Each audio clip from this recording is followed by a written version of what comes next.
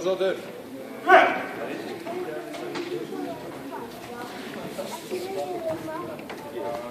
Ekki alltaf.